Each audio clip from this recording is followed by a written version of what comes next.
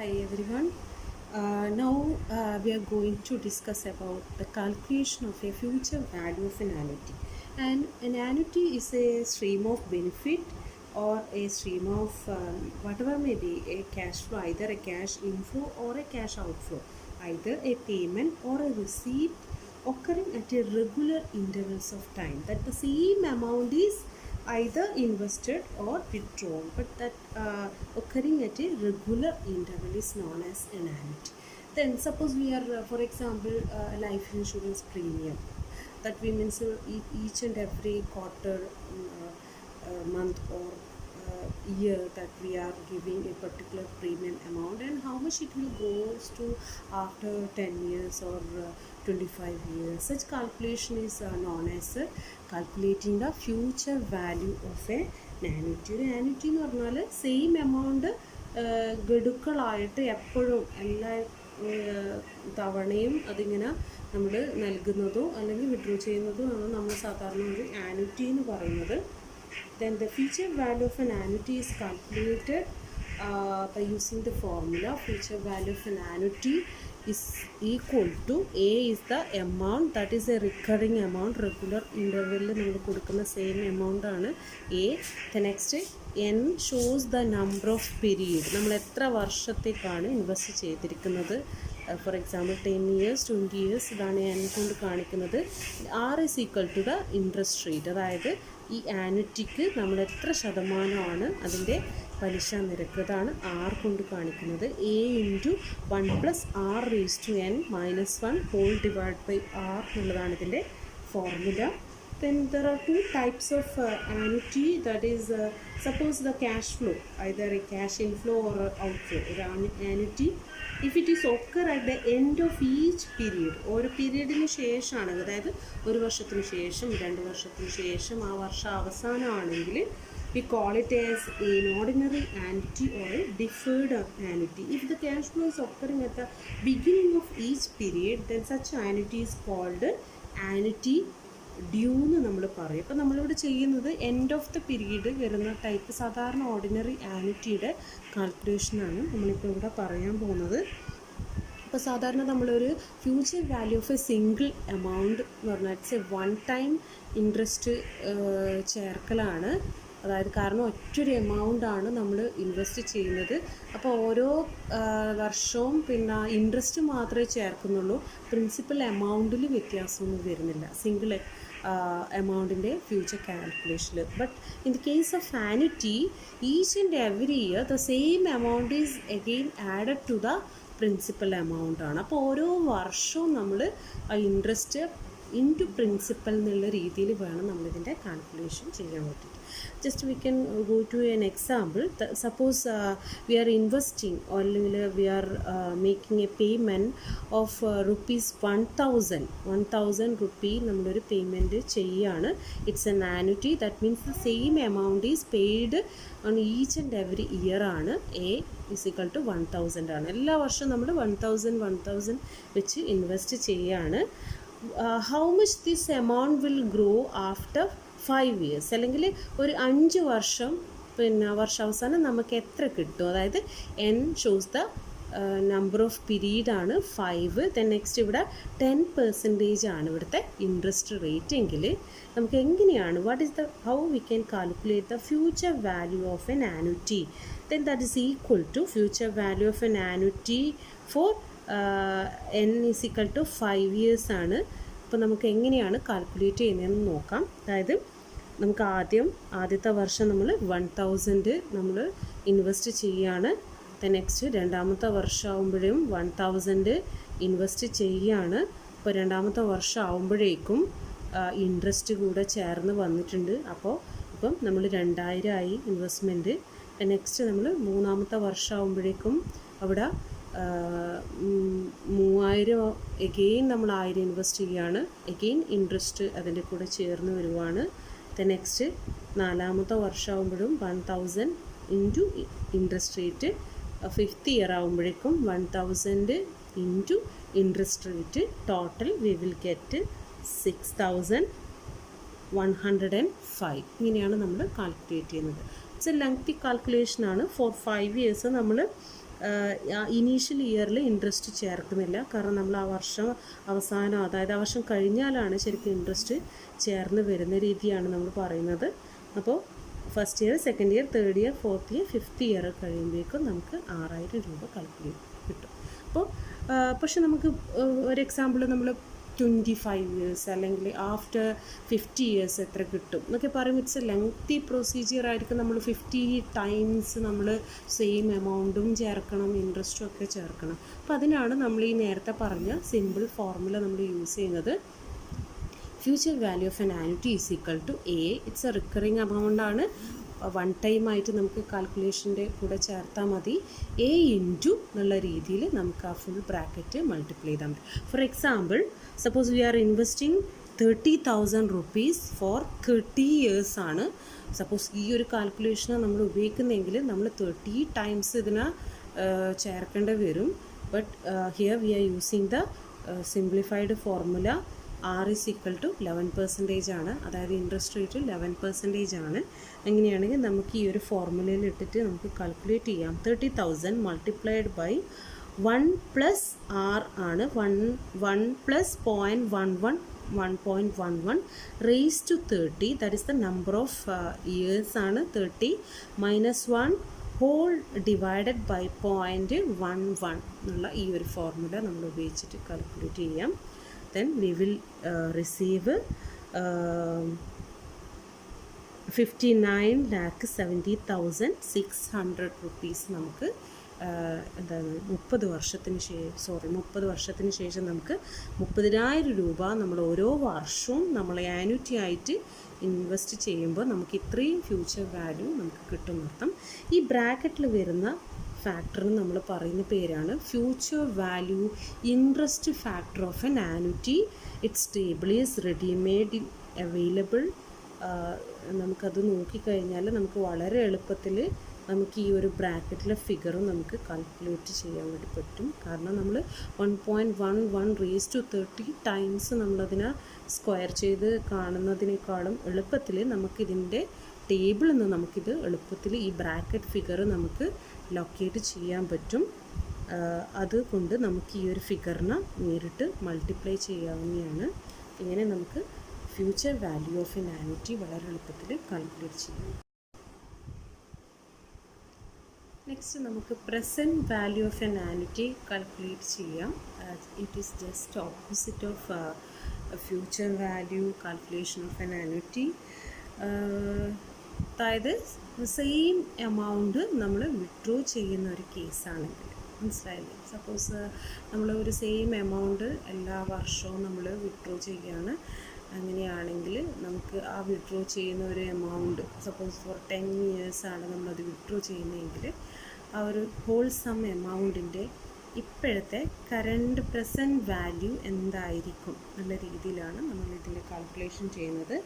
Suppose we expect to receive ₹1,000 annually for 3 years. അതായത് 3 വർഷം നമ്മൾ we expect to receive an amount of 1,000 rupees.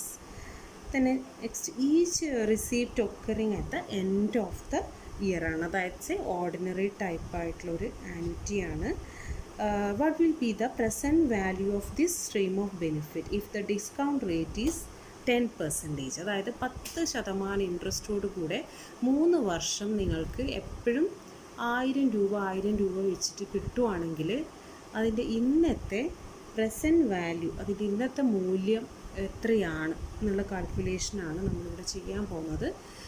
സാധാരണ നമുക്ക് ഈ ടൈപ്പ് ആനുറ്റീനെ നമുക്ക് സപ്പോസ് നിങ്ങൾ ലോണൊക്കെ എടുക്കുവാണെങ്കിൽ നമ്മൾ ഗഡുക്കളായിട്ട് എന്താ പറയുക പ്രീമിയം അടക്കാറുണ്ട്. ഇതൊക്കെ നമ്മൾ ആ ഒരു EMI ഒക്കെ നമ്മൾ അടക്കുന്നതൊക്കെ ഈ രീതിയിൽ നമുക്ക് വേണമെങ്കിൽ അടക്കുന്നതും റിസീവ് ചെയ്യുന്നതും ഒക്കെ EMI എത്രയാണ് ഒരു പ്രോഡക്റ്റിലേക്ക് കമ്പനിക്ക് കിട്ടുന്നത് എന്നൊക്കെയുള്ള രീതിയിലുള്ള കാൽക്കുലേഷനൊക്കെ നമുക്ക് ഈ present value of an annuity കാൽക്കുലേഷന് നമുക്ക് പറയാവുന്നതാണ്. അപ്പോൾ നമുക്കിത് സാധാരണ രീതിയിൽ എങ്ങനെയാണിത് കാണുന്നതെന്നുള്ളത് നോക്കാം. അതായത് ഇവിടെ എമൗണ്ട് ഉണ്ടാവും. ഇറ്റ്സ് എൻ ആനുറ്റി ആണ്, എല്ലാ വർഷവും സെയിം എമൗണ്ട് ആയിരിക്കും. Just like future value. In future value we multiply the interest rate ആണ്. But in present value calculation നമ്മൾ റേറ്റ് ഓഫ് ഡിസ്കൗണ്ട് എന്നുള്ള രീതിയിലാണ് നമ്മൾ പറയുന്നത്. അതെപ്പോഴും ഡിവൈഡ് ചെയ്യുന്ന രീതിയിലാണ് നമ്മൾ ഉണ്ടാവുക. അപ്പോൾ 3 ഇയർ ആണ്. അപ്പം ഫസ്റ്റ് ഇയർ നമ്മൾ എന്താ പറയുക 1000 ഇൻറ്റു 1/1.1, 1000 ഇൻറ്റു 1/1.1, 1000 ഇൻറ്റു 1/1.1/3 എന്നുള്ള രീതിയിൽ നമ്മൾ ഓരോ വർഷവും ഡിസ്കൗണ്ട് ചെയ്തിട്ടുള്ള രീതിയിലാണ് നമ്മൾ കാൽക്കുലേറ്റ് ചെയ്യുന്നത്. Therefore sum is equal to, അതായത് അതിൻ്റെ പ്രസൻറ്റ് വാല്യൂ എന്ന് പറയുന്നത്, കാരണം ഞാൻ പറഞ്ഞു നമ്മൾ ഫ്യൂച്ചറിൽ നമ്മൾ കൊടുക്കുന്നതിനേക്കാളും, മനസ്സിലായില്ലേ, കറണ്ട് പീരീഡിലായിരിക്കും അതിൻ്റെ വാല്യൂ ഏറ്റവും ഹൈ എന്ന് പറയുന്നത്. അപ്പോൾ അതിൻ്റെ ഇന്നത്തെ മൂല്യം എന്ന് പറഞ്ഞാൽ 2486.8. ഈ കാൽക്കുലേഷൻ ചെയ്ത് കഴിഞ്ഞാൽ നമുക്ക് കിട്ടുന്നത് 2486.8 എന്നുള്ള രീതിയിലാണ്. അപ്പോൾ നമുക്കിത് സാധാരണ ഇതൊരു ഈ രീതിയിൽ ഇങ്ങനെ എല്ലാ വർഷവും ഡിവൈഡ് ചെയ്ത് കാണുന്നതിനേക്കാളും എളുപ്പത്തിൽ നമുക്ക് ഈ തന്നിരിക്കുന്ന ഫോർമുല ഉപയോഗിച്ചിട്ട് വൺ ടൈം ആയിട്ട് നമുക്ക് കാൽക്കുലേറ്റ് ചെയ്യാം. ഫോർ എക്സാമ്പിൾ, നമ്മളിപ്പോൾ ഒരു കാറ് വാങ്ങിക്കാൻ വേണ്ടിയിട്ട് നമ്മൾ ഒരു എമൗണ്ട് ബോറോ ചെയ്യുകയാണ്. സപ്പോസ് നമ്മളത് എന്താ പറയുക, that we can afford to pay rupees 12,000 per month for 3 years. അതായത് ഒരു കാറിന് വേണ്ടിയിട്ട് നമ്മളതിൻ്റെ EMI അടക്കുന്ന രീതിയാണ് നമ്മളിപ്പോൾ പറയാൻ പോകുന്നത്. അതായത് എല്ലാ മാസവും നമ്മൾ 12,000 രൂപ നമുക്ക് അടക്കാൻ പറ്റും എന്നുള്ള രീതിയിലാണ് നമ്മൾ പറയുന്നതെങ്കിൽ അതൊരു 3 വർഷത്തേക്ക് നമ്മൾ ആ ഒരു പുതിയ കാറ് വാങ്ങിക്കാൻ വേണ്ടി how much can you borrow, അതായത് എത്ര വരെ നമുക്ക് ടോട്ടൽ എമൗണ്ട് നമ്മൾ അതിൽ പേയ്മെൻറ്റ് ചെയ്യുന്നുണ്ടാവും. ഇതിൻ്റെ പ്രസൻറ്റ് വാല്യൂ നമുക്കിങ്ങനെ കാൽക്കുലേറ്റ് ചെയ്യാമെന്നുള്ള രീതിയിൽ നമുക്ക് ഇത് ചെയ്യാം. അതായത് നമ്മളിവിടെ ഓരോ മാസവും നമുക്ക് EMI ആയിട്ട് അടക്കാൻ നമ്മൾ ഉദ്ദേശിക്കുന്ന പൈസ എന്ന് പറയുന്നത് സെയിം എമൗണ്ട് ആണ്. ഫോർ 3 years ആണ്. അപ്പോൾ ഈച്ച് ആൻഡ് എവറി മന്ത് എന്ന് പറയുമ്പോൾ അവിടെ 12 + 12 + 36 months ആയിരിക്കും. അതായത് ടോട്ടൽ N = 36 months. ദെൻ ഇവിടുത്തെ ഇൻട്രസ്റ്റ് റേറ്റ് എന്ന് പറയുന്നത് 1.5% ആണ് ഇൻട്രസ്റ്റ് റേറ്റ്. ഫോർ ജസ്റ്റ് ഒരു എക്സാമ്പിളായിട്ട് പറയുന്നതാണ്. പലപ്പോഴും EMI ഒക്കെ ഭയങ്കര അധികമൊക്കെയുള്ള കേസൊക്കെ ഉണ്ടാവും ചില ലോണിനൊക്കെ. അപ്പോൾ നമ്മളുടെ എമൗണ്ട് 12,000 ആണ്. Then what is the present value of A at 36 months at a rate of discount 1.5% ആണ്. ദെൻ നമ്മളതിൻ്റെ ഫോർമുല സബ്സ്റ്റിറ്റ്യൂട്ട് ചെയ്യാണ്. 12,000 ഫോർമുല പറയുന്നത് 1 - 1/1 + R⁻n whole divided by R എന്നാണ്. R = റേറ്റ് ഓഫ് ഇൻട്രസ്റ്റ് ആണ്. N = നമ്പർ ഓഫ് ഇയേഴ്സ് ആണ്. Then next നമ്മൾ ഈ ഫോർമുലയിൽ നമ്മൾ സബ്സ്റ്റിറ്റ്യൂട്ട് ചെയ്യുക. 12,000 ഇൻറ്റു ഇത് കാൽക്കുലേറ്റ് ചെയ്ത് കഴിഞ്ഞാൽ നമുക്ക് കിട്ടുന്നത് 27.70 എന്നാണ്. ഈ 27.70ക്ക് നമ്മൾ പറയുന്ന പേരാണ് present value interest factor of an annuity. Present value interest factor of an annuity. Then it is total equal to 3,32,400. അതായത് നമ്മൾ ആ ടോട്ടൽ ആ കാറ് നമ്മൾ വാങ്ങിക്കുന്നതിന് നമ്മൾ ഇത്രയും രൂപ വിലയുള്ള ഒരു കാറാണ് നമ്മൾ ശരിക്കും ഓരോ എന്താ പറയുക, അതായത് ഇപ്പോൾ കറണ്ടിൽ അതിനെത്ര ആ ഒരു കാറിൻ്റെ ടോട്ടൽ വാല്യൂ എന്ന് പറയുന്നത്, നമ്മൾ total present value of that payment നമ്മൾ പറയുന്നത് 3,32,400 റുപ്പീസിൻ്റെ സംഭവമാണ്. നമ്മൾ എല്ലാ മാസവും നമ്മൾ 12,000 EMI ആയിട്ട് നമ്മൾ അടച്ചുകൊണ്ടിരിക്കുന്നത്. അതും 3 വർഷത്തേക്ക് 36 മാസത്തേക്ക് നമ്മൾ ഈ ഒരു കാൽക്കുലേഷൻ നമ്മൾ ചെയ്യുന്നുണ്ട്. ഈ ഒരു ബ്രാക്കറ്റിലെ ഫിഗർ, അതായത് ഈ ഒരു കാൽക്കുലേഷനും നമ്മൾ 36 പ്രാവശ്യം ചെയ്യണമെന്നൊന്നുമില്ല. നമുക്ക് ആ ടേബിളിൽ നിന്ന് നമുക്ക് വളരെ എളുപ്പത്തിൽ ലൊക്കേറ്റ് ചെയ്യാം. ടേബിൾ എപ്പോഴും ശ്രദ്ധിക്കണം. ഏത് ടേബിളാണ് എടുക്കേണ്ടതെന്ന് വെച്ച് കഴിഞ്ഞാൽ present value of a annuity, അതായത് present value interest factor of an annuity എന്നുള്ള ടേബിളിൽ നമ്മൾ 1.5% എന്നുള്ളതിൽ ലൊക്കേറ്റ് ചെയ്തിട്ടാണ് നമുക്ക് ഈ ഒരു ഫിഗർ കിട്ടാവുന്നത്. ടൈം വാല്യൂ ഓഫ് മണിയിലെ ലാസ്റ്റ് കാൽക്കുലേഷനാണ് present value of a perpetuity. Perpetuity is an annuity of infinitive ഡ്യൂറേഷനാണ്. അതായത് ഒരു ആനുറ്റി തന്നെയാണ് പെർപെച്വിറ്റി, പക്ഷെ അതിന് ടൈം ലിമിറ്റ് ഇല്ല, ടൈം ഇൻഫിനിറ്റീവാണ്. അതായത് അതുകൊണ്ടാണ് ഇതിനെ പ്രസൻറ്റ് വാല്യൂ ഇൻഫിനിറ്റീവ് എന്നുള്ള രീതിയിൽ നമ്മൾ എഴുതിയിരിക്കുന്നത്. ഒരു പെർപെച്വിറ്റിക്ക് നമുക്ക് ഫ്യൂച്ചർ വാല്യൂ പറയാൻ പറ്റില്ല, കാരണം എന്ന് പറഞ്ഞാൽ ഇറ്റ്സ് എൻ ഇൻഫിനിറ്റീവ് ഡ്യൂറേഷനാണ്. അപ്പോൾ ആ ഡ്യൂറേഷൻ്റെ എൻഡിനെ കുറിച്ച് നമ്മൾ പറയുന്നില്ല. അപ്പോൾ അതിൻ്റെ പ്രസൻറ്റ് വാല്യൂ കാൽക്കുലേഷൻ മാത്രമേ നമ്മൾ പറയുന്നുള്ളൂ. അപ്പോൾ present value of a perpetuity, an annuity of infinitive time duration. എക്സാമ്പിളൊക്കെ പറയുകയാണെങ്കിൽ നമ്മൾ ലൈഫ് ലോങ് ചെയ്യുന്ന ചില ഇൻഷുറൻസ് പോളിസിയൊക്കെ മനസ്സിലായത്, അത് എത്ര വരെ എന്നുള്ള അതിൻ്റെ ലൈഫ് സ്പാൻ എൻഡ് ചെയ്യുന്നത് എപ്പോഴാണെന്ന് പറയാൻ പറ്റില്ല, അത്രയും ഈ ഡ്യൂറേഷനിൽ നമ്മൾ ചെയ്യുന്ന പ്രീമിയമൊക്കെയാണ് സാധാരണ പെർപെച്വിറ്റി എന്ന് പറയുന്നത്. Then how we can calculate the present value of a perpetuity. That formula is equal to present value of a perpetuity equal to the amount A plus present value interest factor of an annuity തന്നെയാണ്, because perpetuity is also an annuity ആണ്. R is equal to rate of discount ആണ്, but time is equal to infinitive ആണ്.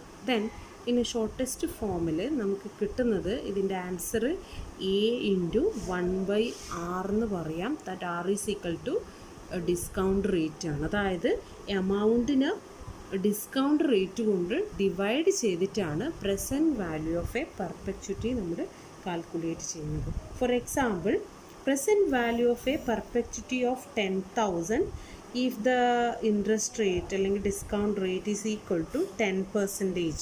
അപ്പോൾ നമുക്കൊരു calculation നോക്കാം. എന്താണ് present value of a perpetuity of 10,000? അതായത് amount equal to 10,000 ആണ്. ഇവിടെ റേറ്റ് ഓഫ് ഇൻട്രസ്റ്റ് അല്ലെങ്കിൽ ഡിസ്കൗണ്ട് തന്നിരിക്കുന്നത് 10,000 ആണ്.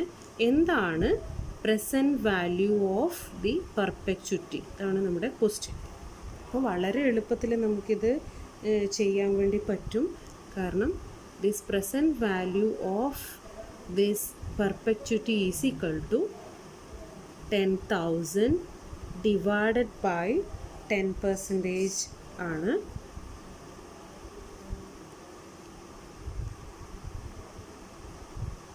That is equal to rupees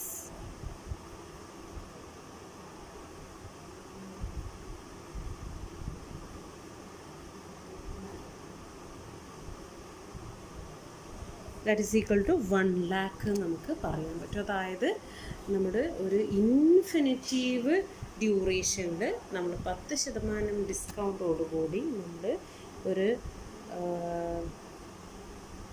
എന്താ പറയുക, ഓരോ പ്രാവശ്യം നമ്മൾ എമൗണ്ട് വിഡ്രോ ചെയ്യുന്നത് 10,000 എന്നുള്ള രീതിയിലുള്ള ഒരു പ്രീമിയമാണ്. അത് ഐദർ ഈ റിസീപ്റ്റ് ആവാം ഓർ എ പേയ്മെൻ്റ് ആവാം.